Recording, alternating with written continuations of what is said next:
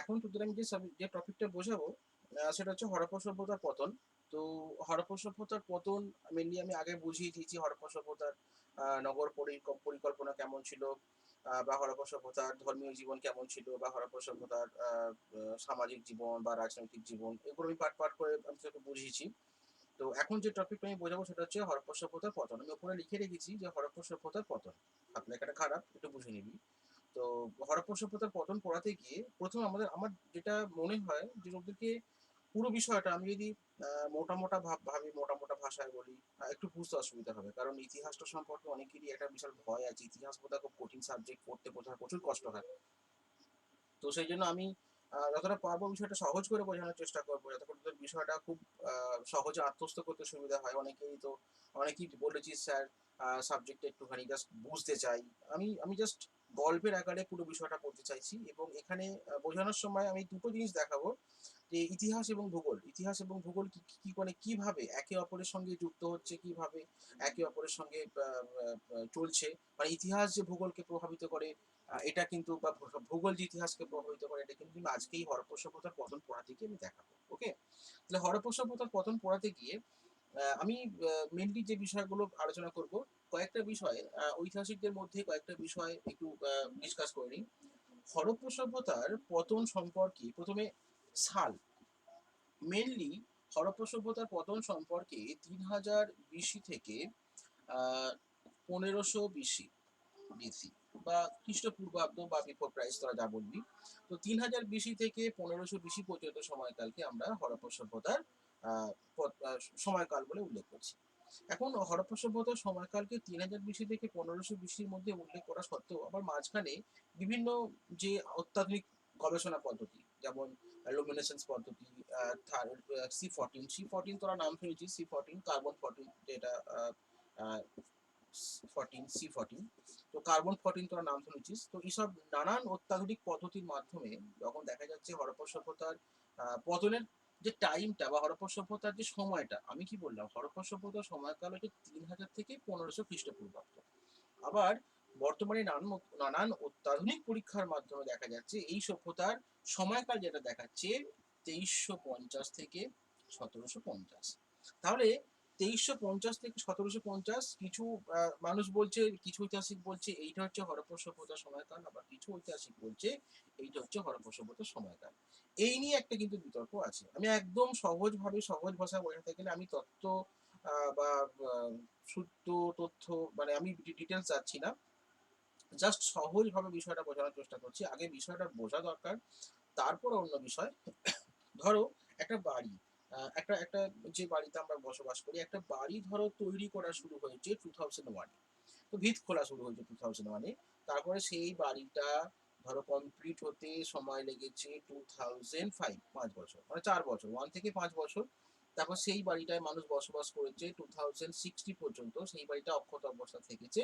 এবং দেখা গেছে না, সেই বাড়িটা 2000 হয়তো 70 সালের মধ্যে ভেঙে চলে গেছে। হুম?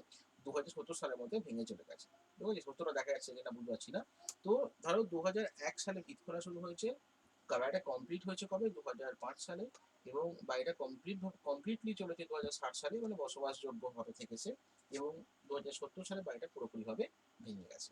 তাহলে আমি যদি ধরে নিই যে এই বাড়িটার বয়স, এই বাড়িটার টোটাল বয়স কত? না, টোটাল বয়স হচ্ছে 2001 টু 2017। তাহলে এইটা হচ্ছে টোটাল বয়স। তাহলে আমি যদি বলি হরপ্পা সভ্যতার সময়কাল, এটা ধরা যেতে পারে। এই কনস্ট্রাকশনটা শুরু হয়েছিল কত? 2001-এ, এবং পুরোপুরি ধ্বংস হয়ে গেছে বাড়িটা 2017-এ। আমি যদি ধরি হরপ্পা সভ্যতার এই যে প্রথম যে টাইমটা বেরিয়েছিল, কারণ সেখান থেকে যা কিছু জিনিস পাওয়া গেছে, এই সভ্যতাটা কি? এই সভ্যতাটা তোমার মেনলি প্রায় ঐতিহাসিক যুগের সভ্যতা। আর প্রায় ঐতিহাসিক যুগের সভ্যতার প্রধান বৈশিষ্ট্য কি? যে এখানে লিখিত উপাদান পাওয়া যাচ্ছে, কিন্তু সেটা পাঠোদ্ধার করা সম্ভব হচ্ছে না। সিন্ধুলিপি আমরা পেয়েছি, আমরা জানি, কিন্তু সিন্ধুলিপি পাঠোদ্ধার করা সম্ভব হচ্ছে না। তাহলে এখানকার প্রত্নতাত্ত্বিক খনন কার্যের উপর যে জিনিসপত্র আমরা পেয়েছি, যেগুলো পাওয়া গেছে, তার উপর বেস করে আমরা এই সভ্যতার পতন সম্পর্কে বিষয়টা আলোচনা করতে হবে, মানে আমাদের ডিপেন্ড করতে হবে। তাহলে আমি এই তথ্য অনুযায়ী যদি যাই, তাহলে দেখো বাড়িটায় বসবাস করেছে মানুষ কোন সময়টা? 2005 থেকে 2016। এবার দেখো, তাহলে আমি হরপ্পা সভ্যতার উত্থান ধরে বাড়িটার যেমন জাস্ট ভিত খোলা শুরু হয়েছে 2001 এবং পুরো 2017 পর্যন্ত 70 পর্যন্ত বাড়িটা থেকেছে। তাহলে আমি এই সূত্রে যদি যাই, হরপ্পা সভ্যতার সূচনা, একদম সভ্যতার সূচনা হচ্ছে 3000 খ্রিস্টপূর্বাব্দে। কারণ যে জিনিসগুলো পাওয়া গেছে তার কিছু কিছু জিনিসপত্রের, কিছু কিছু মেটেরিয়ালস এর বয়স কিন্তু আমরা দেখতে পাচ্ছি এই সময়ে। আবার যে জিনিসগুলো পাওয়া গেছে এই সময়ের পর্যন্ত পাওয়া গেছে 1500 BC পর্যন্ত। তাহলে এ থেকে এটা প্রমাণিত এই সভ্যতার সূচনা হয়েছে 3000 খ্রিস্টপূর্বাব্দে। সভ্যতাটার উত্থান কমপ্লিট হয়ে, মানে বাড়ি কমপ্লিট হতে যেমন সময় লেগেছিল, সভ্যতাটা পুরোপুরিভাবে বিকশিত হয়েছিল 2350। মানে একদম সভ্যতা কমপ্লিট। এবং এই পরিপূর্ণ সভ্যতাটা ভালোভাবে 1750 পর্যন্ত চলেছিল এবং তারপরে নানান কারণে নানান সমস্যার মধ্য দিয়ে হাঁটতে হাঁটতে 1500 খ্রিস্টপূর্বাব্দে সভ্যতাটা পুরোপুরিভাবে ধ্বংসপ্রাপ্ত হয়েছিল। এটাকে সর্বসম্মতভাবে বলা যায়। এই দুটো টাইমের যে প্রবলেমসটা, কিছু ঐতিহাসিক বলছে 3000 থেকে 1500, কিছু ঐতিহাসিক বলছে 2350 থেকে 1750। তো আমি ভাবছি যদি এই বিষয়টা এইভাবে আলোচনা করা যায় তোদের বুঝতে সুবিধা হবে। তাহলে টাইমের যে প্রবলেমসটা হবে, বাড়িটার যেমন বাড়িটার যেমন বয়সটা আমি মানে বলতে চাইলাম, এখানে সভ্যতাটাও ঠিক তাই। তাহলে বাড়ির ভিত খোলা থেকে বাড়ি ভাঙা পর্যন্ত যে সময়, সভ্যতার উত্থান থেকে পুরো সভ্যতা ধ্বংস হয়ে যায় সময় এটা। বাড়িটা কমপ্লিটলি যখন বসবাসযোগ্য ছিল, সভ্যতাটা পরিপূর্ণভাবে যখন চূড়ান্ত বিকাশ ঘটেছিল। তাহলে এই হচ্ছে হরপ্পা সভ্যতার টাইম সম্পর্কে একটুখানি তথ্য। এবার এই টাইমটা দেওয়ার পর আমি কি বলেছিলাম যে ইতিহাস এবং ভূগোলকে আমি মিক্সড করে আজকে আমি ইতিহাস পড়াবো। ওকে, তাহলে হরপ্পা সভ্যতার পতন সম্পর্কে আলোচনা করতে গিয়ে প্রথম আমি কয়েকটা বিষয় আমি ডিসকাস করছি। এই নিয়ে বিভিন্ন ঐতিহাসিক বিভিন্ন গবেষণা করেছেন। তাদের গবেষণার উপর ভিত্তি করে নানান মত পার্থক্য দেখা দিয়েছে। কোন ঐতিহাসিক বলেছে এই এই কারণে পতন ঘটেছে, কোন ঐতিহাসিক বলেছে বন্যার কারণে, কোন ঐতিহাসিক বলেছে নদীর গতিপথ পরিবর্তনের কারণে, আবার কোন ঐতিহাসিক বলেছে ভূমিকম্পের কারণে।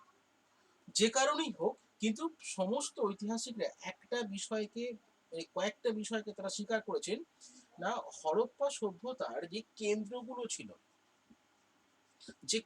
ছিল সেই কেন্দ্রগুলোর পতন কিন্তু একই সময়ে ঘটেনি। তাহলে হরপ্পা সভ্যতার কেন্দ্রগুলোর পতন কিন্তু একই সময় ঘটেনি, বিভিন্ন কেন্দ্র বিভিন্ন সময় ভেঙেছে। এইটা একটা। আবার বলছি হরপ্পা সভ্যতার যে কেন্দ্রগুলো ছিল এই কেন্দ্রের মানে এটা যেমন একই সময় ঘটেনি, এই পয়েন্টটা ওনা বলছেন কি কেন্দ্রগুলোর পতনের কারণ এক নয়। তাহলে কেন্দ্রগুলো এক সময় পতন ঘটেনি। আর কি বলছে, কেন্দ্রগুলোর পতনের কারণ, সব কেন্দ্রের পতনের কারণ এক নয়। মহেঞ্জোদারোর যেমন জলোচ্ছ্বাস বা তোমার বন্যা বলতে পারো, অন্যান্য যে কেন্দ্র ছিল হরপ্পা, ধোলাভিয়া, লোথাল, কালীবঙ্গান, এদের কিন্তু পতনের কারণ ডিফারেন্ট ডিফারেন্ট, ভিন্ন ভিন্ন। এটা কিন্তু হতে হবে। আর একটা কি না, সকল যে কেন্দ্রগুলো ছিল সেই কেন্দ্রগুলোর যে ভাঙন বা যে অবক্ষয় বা পতন বল, সেটা কিন্তু আকস্মিক আকস্মিক বা হঠাৎ আকস্মিক বা হঠাৎ কিন্তু ঘটেছিল। তাহলে হরপ্পা সভ্যতার পতন সম্পর্কে ঐতিহাসিকদের মধ্যে বিভিন্ন মতপার্থক্য থাকলেও তারা তিনটে বিষয় একমত। এক হচ্ছে হরপ্পা সভ্যতার কেন্দ্রগুলোর পতন এক সময় হয়নি। এক নাম্বার টু হচ্ছে এই সভ্যতার সকল কেন্দ্রের পতনের কারণ এক নয়। আর তিন হচ্ছে সকল কেন্দ্র আকস্মিক বা হঠাৎ ধ্বংস হয়েছিল। তাহলে এই হচ্ছে হরপ্পা সভ্যতার পতনের তিনটে মূল বিষয়, যেগুলো বেশিরভাগ ঐতিহাসিক মেনে নিয়েছে। এবার আমি একটা একটা পতন আলোচনা করব। নাম্বার আমি প্রথম পয়েন্ট আলোচনা করব আবহাওয়ার পরিবর্তন। আমি বারবার বলছি, আজকে আমি ইতিহাসটা গল্পের ছলে বোঝাতে চাইছি। কি স্যার এর মধ্যে শর্ট কোয়েশ্চেন আছে, শর্ট কোয়েশ্চেন গুলো কি রকম ভাবে আসে না আসে, এইগুলো কিন্তু তোমরা শর্ট কোয়েশ্চেনের বই পাবে। শর্ট কোয়েশ্চেনের বই মানে তোমরা সবাই আমার বই পড়ছো, আমি আর বইয়ের নাম বলছি না। তোমরা সেখানে সমস্ত কিছু পেয়ে যাবে, একদম ডিটেলস হরপ্পা সভ্যতার স্রষ্টা কারা, আবিষ্কার কারা, এর কয়টা কেন্দ্রের নাম, বিভিন্ন যে কম্পিটিটিভ পরীক্ষায় যে প্রশ্নগুলো আসে, যে হরপ্পা সভ্যতাকে কেন সিন্ধু সভ্যতা বলা হয়, এটা খুব একটা টিপিক্যাল প্রশ্ন, মানে ছেলেদেরকে মাথা একটু ইয়ে করে দেয় মানে। আর বারবার অনার্স লেভেলে যে প্রশ্নটা আসে, হরপ্পা সভ্যতার মৃৎশিল্প বা টেরাকোটা শিল্প সম্পর্কে আলোচনা করো, যেমন এটা 2010-এ পড়েছে। তারপরে সিন্ধু লিপির গুরুত্ব, এখান থেকে পড়েছে। সিন্ধু লিপির গুরুত্ব এটা 2007-এ পড়েছে, 2012-এ পড়েছে। তারপরে কালীবঙ্গানের গুরুত্ব এটাও বই দেওয়া আছে, 2002-এ পড়েছে। তারপর কার্বন 14, আমি যে খানিকক্ষণ আগে বললাম না কার্বন 14, এই কার্বন 14 কোয়েশ্চেনটাও কিন্তু 2010 পড়েছে। হ্যাঁ, এখানে রানা ঘুন্ডাই 2013, দাস প্রথা। হ্যাঁ, তারপর এখানে হরপ্পা সভ্যতা আর বৈদিক সভ্যতার মধ্যে পার্থক্য, এটা অনার্স লেভেলে 2009 পড়েছে, 10 পড়েছে এবং আরো দু এক বছর পড়েছে। তাহলে সেগুলো সব বই আছে, তোমরা বই থেকে করে নেবে। আমি আজকে শর্ট কোয়েশ্চেন তোমাদের বোঝাচ্ছি না। শর্ট কোয়েশ্চেন বোঝানোর জন্য বই আছে, তোমরা সেখান থেকে করে নিতে পারো। ডিটেলস একদম হরপ্পা সভ্যতা থেকে যা প্রশ্ন আসবে, তোমরা যে কোনো কম্পিটিটিভ পরীক্ষায় দাও, সে তোমরা যত রকম পরীক্ষায় দাও, অনার্স লেভেলে যে টাইপের পড়ানো হয় বা যে টাইপের শর্ট কোয়েশ্চেন দেওয়া থাকে, তার বাইরে কম্পিটিটিভ পরীক্ষার প্রশ্ন আমি দেখেছি হয় না। এবার দেবে না এটা জোর করে বলতে পারবো না, আমি তো আর প্রশ্ন করছি না। তো মেনলি অনার্স লেভেলের ডিটেলস যেহেতু আলোচনা করা থাকে শর্ট কোয়েশ্চেনের বইয়ে, অতএব আমি ডিটেলস শর্ট কোয়েশ্চেনের বইয়ে আলোচনা করেছি, তোমরা ওখান থেকে দেখে নেবে। ওকে, আজকে আমি ইতিহাসটাকে গল্পের ছলে বোঝাচ্ছি। প্রথম আমি পয়েন্ট আলোচনা করছি কি আবহাওয়ার পরিবর্তন। ওকে, দেখো, যদি আমি ভারতবর্ষের ম্যাপটা একটু আঁকার চেষ্টা করি, যদিও হয়তো হয়নি, এই হচ্ছে হরপ্পা সভ্যতার লোকেশন। হরপ্পা সভ্যতাটা বর্তমানে বেশিরভাগটাই পাকিস্তানে অবস্থিত এবং ভারতবর্ষের কিছুটা এর অবস্থান করছে। তো এই জায়গায় হরপ্পা সভ্যতা অবস্থান করছে। এবার এই ভারতবর্ষের তিন দিকে তিনটে সাগর আছে, আরব সাগর, বঙ্গোপসাগর, ভারত মহাসাগর, তিনটে সাগর। আর ভারতবর্ষের নিচ দিয়ে একটা রেখা গেছে, পৃথিবীর যে অক্ষাংশ দ্রাঘিমা রেখা অক্ষরেখা গেছে, একটা রেখা গেছে, সেটা হচ্ছে নিরক্ষীয় রেখা। দীর্ঘই হবে, নিরক্ষীয় রেখা। ওকে, তাহলে এখান দিয়ে গেছে নিরক্ষীয় রেখা। আর তাহলে এবার হিসাব করে দেখ, ভারতবর্ষ পৃথিবীর কোন গোলার্ধে অবস্থিত? ভারতবর্ষ পৃথিবীর উত্তর গোলার্ধে অবস্থিত। ভারতবর্ষের উপর দিয়ে একটা রেখা গেছে, নিরক্ষ রেখার উত্তরে কর্কটক্রান্তি রেখা আর দক্ষিণে মকরক্রান্তি রেখা। তাহলে এইটা কোন? কর্কট ক্রান্তি রেখা। ওকে, বোঝা গেল? তাহলে এটা হচ্ছে কর্কটক্রান্তি রেখা, মকরক্রান্তি রেখার নিচে আমার দরকার নেই, আমি জাস্ট কর্কটক্রান্তিটা ধরবো। এরপর চলে এসো এবার ভূগোলের সঙ্গে, দেখো পুরো ভূগোলের মধ্যে দিয়ে আমরা হাঁটছি। নিরক্ষ রেখা, এবার ফেরেলের সূত্র, ফেরেলের যে বাতাসের বা চাপের সূত্র তোমাদের মনে আছে। ফেরেলের সূত্র অনুসারে যখন কোনো বায়ু নিরক্ষ রেখা থেকে উত্তর গোলার্ধের দিকে যায়, তখন কি হয়? সেই বায়ুটা সোজা না গিয়ে কিছুটা ডান দিকে লেগে যায়। এটা আমরা পড়েছি। তাহলে এবার এই যে সাগর আমি বললাম, এটা এটা পুরোটা তো জলভাগ, এটা পুরোটা জলভাগ। তাহলে এই ভারত মহাসাগর থেকে জলীয় বাষ্পপূর্ণ বাতাস, এটা মৌসুমী বায়ুর প্রভাবে উত্তর দিকে যায়। তো সেই বাতাসটা যখন উত্তর দিকে যাবে, নিশ্চয়ই সেটা সোজা যাবে না। আমি কি বলেছি? ফেরেলের সূত্র অনুসারে কোন দিকে বাঁকে? ডান দিকে বাঁকে। তাহলে এই বাতাসটা কিভাবে যাবে? এইভাবে ঘুরবে। দেখো, দেখবে সবসময় যখন ঘূর্ণিঝড় হয় কি বলে না, ঘূর্ণিঝড়টা উড়িষ্যা হয়ে অন্ধ্রপ্রদেশে বাংলাদেশ চলে গেছে। এই কারণেই হয়, কারণ এটা হাওয়াটা ঘোরে। তাহলে ফেরেলের সূত্র অনুসারে উত্তর গোলার্ধের বাতাস সোজা না গিয়ে ডান দিকে ঘোরে, এবং সেই কারণে বঙ্গোপসাগর থেকে প্রচুর পরিমাণ জলীয় বাষ্পপূর্ণ বাতাস মেঘালয়ের মৌসুমী গ্রামে প্রচুর পরিমাণ বৃষ্টিপাত ঘটায়। এবং বৃষ্টিপাত ঘটার পর তাহলে যে পরিমাণ জলীয় বাষ্প এই বয়ে নিয়ে যাচ্ছিল, ধরো 100% জলীয় বাষ্প বয়ে নিয়ে যাচ্ছিল, সেই 100% জলীয় বাষ্পটা এখানে ধরো 70% বা 60% বৃষ্টি হয়ে গেছে। এবার 40% বা 30% জলীয় বাষ্প নিয়ে এই বাতাসটা দক্ষিণ গোলার্ধ থেকে বেরিয়ে আসছে, প্রত্যাবর্তন মৌসুমী বায়ু তোমরা জানো। যখন বেরিয়ে আসছে, তখন এই বাতাসটা সোজা না এসে এবার এইরকম ঘুরছে। ওকে, তাহলে এই মেঘালয়ের মৌসুমী নাম থেকে জলীয় বাষ্পপূর্ণ বাতাসটা যখন দক্ষিণ গোলার্ধে বেরিয়ে আসছে, সেটা কিন্তু কিছুটা হলেও হরপ্পা সভ্যতার দিকে যাচ্ছে। তাহলে আমি আমি কি ভাববো? যে 30% জলীয় বাষ্প আছে, নিশ্চয়ই সেখানে বৃষ্টিপাত হওয়ার কথা, তাই তো? কিন্তু 30% জলীয় বাষ্প নিয়ে যখন এই বাতাসটা হরপ্পা সভ্যতার দিকে আসছে, তখন এখানে ভারতবর্ষের একটা বড় মরুভূমি আছে রাজস্থানে, তার নাম হচ্ছে, রাজস্থানের যে মরুভূমি তার নাম হচ্ছে থর মরুভূমি। তাহলে মরুভূমির টেম্পারেচার কি? শীত যখন দিনের বেলা প্রচন্ড গরম আর রাত্রিতে প্রচন্ড ঠান্ডা। তাহলে যখন দিনের বেলা প্রচন্ড গরম কি হবে? এই জলীয় বাষ্পপূর্ণ বাতাসটা কি হবে? বাষ্প হয়ে উপরে উঠে যাবে। আর রাত্রিবেলা শিশির হয়ে বা ফোঁটা ফোঁটা জল হয়ে পড়ে যাবে। এবার এই বাতাসটা মরুভূমি পার হওয়ার পর যখন হরপ্পা সভ্যতায় আসছে, তখন বাতাসটা কি হবে? নর্মালি শুষ্ক হবে, জলীয় বাষ্প পুরোপুরি শেষ। তাহলে হরপ্পা সভ্যতায় কিন্তু যে যে বাতাসটা ঢুকছে সেটা কিন্তু জলীয় বাষ্প অনেকটা কম। আর সবচেয়ে কি, মরুভূমির উপর দিয়ে বাতাসটা প্রবাহিত হওয়ার জন্য অলরেডি শুষ্ক হয়ে যাচ্ছে। আর মরুভূমির প্রবণতা কি, পরপর আস্তে আস্তে সামনের দিকে এগিয়ে যাওয়া। তাহলে এই কারণে মানে ভাবো, এই যে হরপ্পা সভ্যতার আবহাওয়ার পরিবর্তন, তোমরা হয়তো নরমালি যে টেক্সট বইগুলো পাবে সেখানে কি পাবে না, হরপ্পা সভ্যতার একসময় প্রচুর বৃষ্টিপাত হতো, কালক্রমে আবহাওয়ার পরিবর্তন হয়, আবহাওয়ার পরিবর্তন হওয়ার ফলে মাটিতে লবণের পরিমাণ বেড়ে যায়, লবণের পরিমাণ বেড়ে যাওয়ার ফলে চাষবাস কমে যায়, চাষবাস কমে যাওয়ার ফলে মানুষের খাদ্য উৎপাদন ব্যাহত হয় এবং মানুষ না খেতে পেয়ে মারা যায় বা এক্সেট্রা। কিন্তু এই যে ব্যাখ্যাটা, এটা পুরোটা আমার নিজের উদ্ভূত, এটা আমার পুরোটা নিজের উদ্ভূত। আমি তোদেরকে বোঝানোর জন্য দীর্ঘদিন ধরে তোরা দেখিয়েছিস, দীর্ঘদিন ধরে এগুলো বোঝাতে আমি এগুলো তৈরি করেছি। ছেলেমেয়েদেরকে আরো সহজভাবে কিভাবে বোঝানো যাবে। তাহলে হরপ্পা সভ্যতার আবহাওয়ার পরিবর্তনটা কেন ঘটছে, কেন এখানে বৃষ্টিপাত কম হচ্ছে, আমি পুরো ভূগোলকে তুলে দেখিয়ে দিলাম তোদেরকে, যাতে করে তোদের বুঝতে সুবিধা হয়। তাহলে আবহাওয়ার পরিবর্তন, বৃষ্টিপাত না হওয়ার কারণটা তোরা বুঝতে পারবি। আমার মনে হয় যে বিষয়টা তোদের কাছে পরিষ্কার হয়েছে। কি পরিষ্কার না, এই মরুভূমি জলীয় বাষ্প কমে যাওয়া বা এই বাতাসের যে ব্যাপারটা যেটা বললাম, এটা কিন্তু ক্লিয়ার হচ্ছে। ওকে, অনেকগুলো পয়েন্ট বলবো তো আমি সেই জন্য ডিটেলস যাচ্ছি না।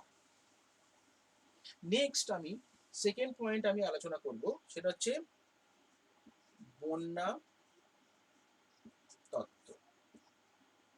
ধরো আমি হরপ্পা সভ্যতাটাকে জুম করছি, এত রসগোল্লার মতো নয়, জাস্ট বোঝানোর জন্য। তো যখনই আমি কোনো ছবি আঁকবো, হয়তো সেই ছবিটা অ্যাকচুয়াল যে ছবি, সেই ছবির সঙ্গে ম্যাচ হবে না, কারণ আমি পারবো না ভাবে আঁকতে। আমি ভূগোলের টিচারও নই, আর আমার অত ম্যাপ সম্পর্কে অত আইডিয়াও নেই, সত্যি কথা। তো যেটা বোঝাতে চাইবো, বোঝানোর জন্য যেটা আমি বলবো, শুধু সেটাকে তোরা মাথায় দিই, ছবিটার উপর গুরুত্ব দিস না, ঠিক আছে?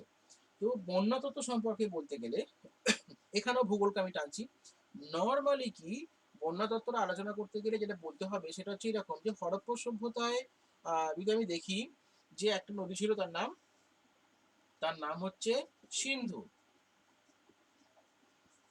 ওকে, সিন্ধু। সিন্ধুর 5টা উপনদী ছিল। সিন্ধু তার 5টা উপনদী ছিল: শতদ্রু, বিপাশা, ইরাবতী, চন্দ্রভাগা, বিতস্তা। এইভাবে ছিল না, আমি বারবার বলছি ছবি নজর দিবি না, তোরা বুঝবি বিষয়টা। তাহলে সিন্ধু সভ্যতায় একটা প্রধান নদী ছিল, যাকে যে সভ্যতার যে সভ্যতার নামটাই গড়ে উঠেছিল সিন্ধু সিন্ধু নদীর নাম অনুসারে। তারও ব্যাখ্যা আমি নগর পরিকল্পনা পড়ানোর সময় বুঝিয়ে দিয়েছি, কেন সিন্ধু সভ্যতা বলা হয়, কেন হরপ্পা সভ্যতা বলা হয়, তার যে কারণগুলো সেগুলো পয়েন্ট পয়েন্ট করে আগে বুঝিয়ে দিয়েছি, ওগুলো আমি বোঝাচ্ছি না এখন আর। তাহলে এই যে পুরো সভ্যতাটায় একটা প্রধান নদী ছিল, তার নাম হচ্ছে সিন্ধু। ওকে, সিন্ধুর 5টা উপনদী: শতদ্রু, বিপাশা, ইরাবতী, চন্দ্রভাগা, বিতস্তা। শতদ্রু, বিপাশা, ইরাবতী, চন্দ্রভাগা, বিতস্তা, 5টা। আর আর একটা নদী ছিল যার নাম ছিল সরস্বতী। তাহলে টোটাল কটা? 151 ইকুয়াল টু 7, তাই তো? তাহলে এই টোটাল অঞ্চলটাকে এই কারণে বলা হতো সপ্ত সিন্ধু অঞ্চল। সপ্ত সিন্ধু কেন বলা হয়? 7টা নদী অববাহিকা অঞ্চলে এই সভ্যতাটা গড়ে উঠছে: সিন্ধু, তার 5টা উপনদী এবং সরস্বতী। তাই এই অঞ্চলটাকে বলা হয় সপ্তসিন্ধু। সপ্তসিন্ধু কেন কাকে বলা হয়, বইয়ে তোদেরকে ঘর বসে ধরেছিলাম, তোরা উত্তর দিচ্ছিস অনেকে, দেখলাম আমি দিনে। তো তাহলে এই হচ্ছে সপ্তসিন্ধু অঞ্চলের ব্যাপারটা। এবার দেখো, নদীর 3টে গতি: 1 2 3, নোট। ওয়ান গতি, 2 গতি, 3 গতি না, নদীর 3টে গতি। একটা হচ্ছে উচ্চ গতি, আমি এটা এইখানটা করি, হ্যাঁ। নদীর 3টে গতি, একটা হচ্ছে উচ্চ গতি, মধ্যগতি আর নিম্ন গতি। ওকে, তাহলে উচ্চ গতি, মধ্যগতি আর নিম্ন গতি, নদীর এই 3টে গতি।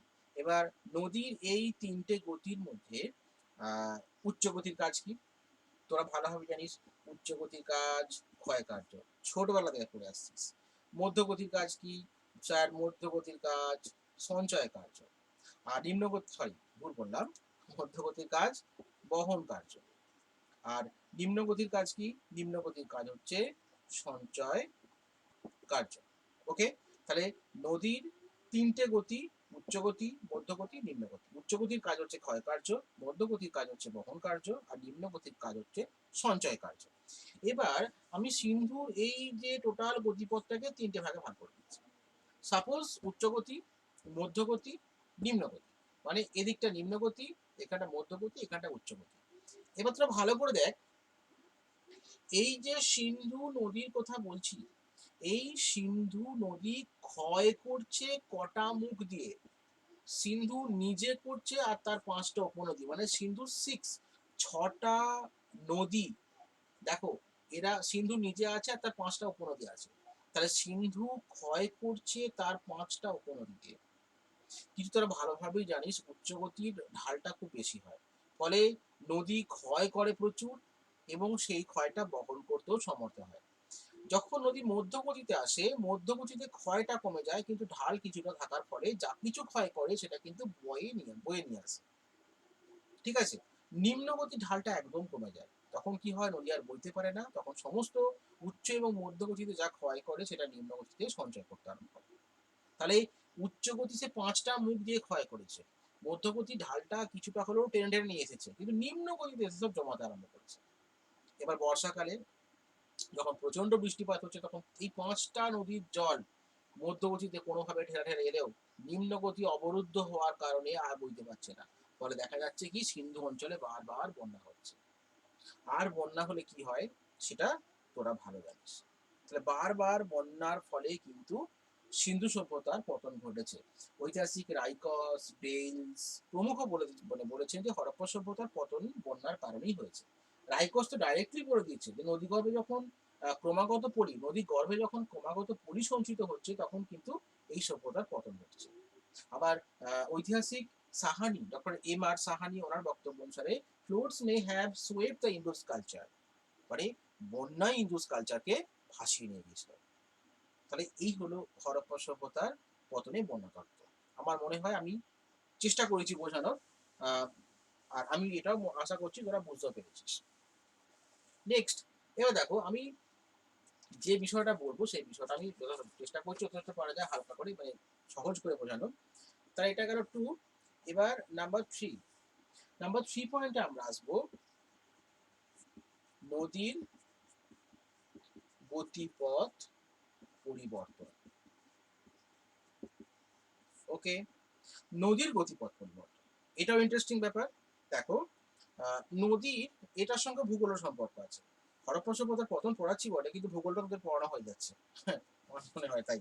তো যাই হোক, নদীর গতিপথ পরিবর্তন কিরকম? নদী কিভাবে চলে? এঁকে বেঁকে, তাই তো? আর এরকমই, বারবার বলছি আমি ছবিটা ভালো আঁকতে পারি না। তো নদী ভাবে চলে, নদী বেঁকে চললেও নদীর জলটা কিন্তু বেঁকে চলে না। নদীর জলটা কিভাবে আসে? সোজা এসে এই বাঁকটা ধাক্কা দেয়, আবার এখান থেকে এসে এই বাঁকটা ধাক্কা দেয়, আবার এখান থেকে এসে এই বাঁকটা ধাক্কা দেয়। বুঝতে পারলি? তাহলে নদী যখন হাঁটে তখন নদীর যে এককুল ক্ষয়, বলে নদী একটা নদীর এককুল ক্ষয় এককুল গড়ে। তাহলে নদী যখন এইরকম বেঁকে বেঁকে যায়, তখন নদীর জলস্রোতটা যে বাঁকটা সেখানে গিয়ে ধাক্কা দেয়। ফলে কি হয়? এইখানটায় ক্ষয় শুরু হয় এবং এই জায়গাটা ভাঙতে আরম্ভ করে। এখানটাও ক্ষয় শুরু হচ্ছে, এখানটাও ক্ষয় শুরু হচ্ছে। ফলে দীর্ঘদিন ধরে দেখা যাচ্ছে এইভাবে চলতে চলতে নদীর গতিপথটা দেখো কিভাবে হলো। তাহলে নদীটা ছিল কোনটা দিয়ে? এইটা দিয়ে। আর হয়ে গেল কোনটা দিয়ে? এইটা দিয়ে। এবার এইটা দিয়ে জলটা বইছে। এবার ধরো এই জায়গায় যে নগর এবং বন্দরগুলো ছিল, হরপ্পা সভ্যতার মানুষ জলপথকে ব্যবহার করত ব্যবসা বাণিজ্যের জন্য বা যোগাযোগের জন্য। দেখা গেছে বেশিরভাগ যে নগর এবং বন্দরগুলো গড়ে উঠেছিল, সেই বেশিরভাগ নগর এবং বন্দর ছিল নদীর তীরবর্তী অঞ্চলে। এটা প্রথম থেকে আমরা দেখেছি নদীমাতৃক সভ্যতা আলোচনা করতে গিয়ে। বেশিরভাগ সভ্যতা নদীর তীরেই গড়ে উঠেছে, ভালো আহ, যোগাযোগ ব্যবস্থার সুবিধার্থে, আরো অনেক অনেক কিছু ব্যাপার আছে। তো এই নদীর গতিপথ পরিবর্তন, আর আমি দেখিয়েছি সিন্ধু সভ্যতায় কতগুলো নদী ছিল। ওখানে আমি জালটা যখন জালের মতো আলোচনা করেছিলাম, দেখেছিলাম অনেক নদী ছিল। তাহলে এতগুলো নদীর এবং তার তীরবর্তী অঞ্চলে যেসব নগর এবং বন্দরগুলো গড়ে উঠছে, সেগুলো কিন্তু সব এই বারবার যে এই নদীর গতিপথগুলো পরিবর্তন ঘটছে, বারবার বন্যা তো হচ্ছেই, এই গতিপথ পরিবর্তনের ফলে নদীর তীরবর্তী অঞ্চলে যেসব বন্দরগুলো ছিল সেগুলো দেখো, নদীটা আস্তে আস্তে এখান থেকে এখানে নদীটা এখানে ছিল, নদীটা অ্যাকচুয়ালি এখানে ছিল, এখান থেকে আস্তে আস্তে দেখো নদীটা সরতে সরতে এখানে এসছে। তার ফলে এইখানে যে গ্রাম এবং নগর এবং শহরগুলো ছিল সেগুলো সব নদীর তলায় তলিয়ে গেছে। তাহলে এটাও কিন্তু একটা হরপ্পা সভ্যতার পতনের অন্যতম কারণ। এখান থেকে আরো অনেকগুলো পয়েন্ট আছে। মোটামুটি ধরো ভূমিকম্প আছে, ভূমিকম্প ভূমিকম্প আছে, উদ্ভিদ এবং প্রাণীকুল ধ্বংস রয়েছে। আর সবচেয়ে মোস্ট ইম্পোর্টেন্ট যে বৈদেশিক আক্রমণ, সেখানে সুন্দর করে একদম পয়েন্টস তুলে এবং সুন্দর করে বিষয়টা বলবো। তো আমি এটা এইটুকুই বলছি। এরপরে নেক্সট আমি যেদিন পড়াবো, আ যেদিন পড়াতে যাবো, সেদিন আমি বাকিটা আলোচনা করব।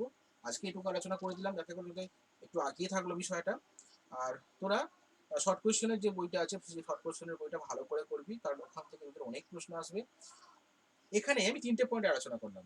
এরপরে ৪ নম্বর পয়েন্ট, ধরো নদী, তোমার ভূমিকম্প, হ্যাঁ?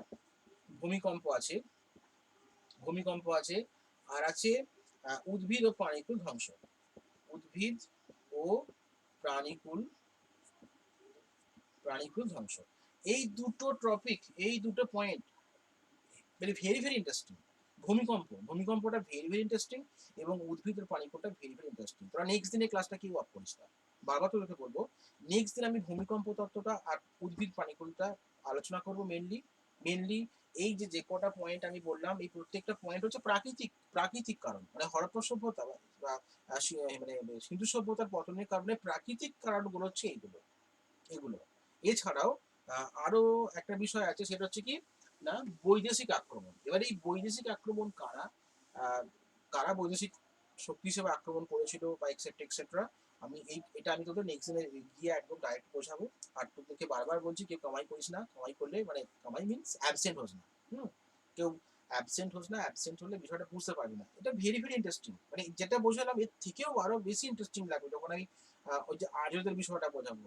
আমি যে বললাম না যে বৈদেশিক বৈদেশিক আক্রমণের ফলে হরপ্পা সভ্যতা নাকি পতন ঘটেছিল, এবং এইটা আমি একদম যুক্তি দিয়ে 1 2 3 4 5 6 পয়েন্ট করব, এবং এটা দেখিয়ে দেবো যে এই বৈদেশিকরা ছিল আর্যরা। ওকে, ভেরি ইন্টারেস্টিং। আজকে এইটুকু থাকলো। নেক্সট ভিডিও বা নেক্সট ভিডিওটা আমি গিয়ে তোদেরকে বোঝাবো। নেক্সট দিন আমি তোদেরকে এটা বোঝাবো। ওকে, বাই।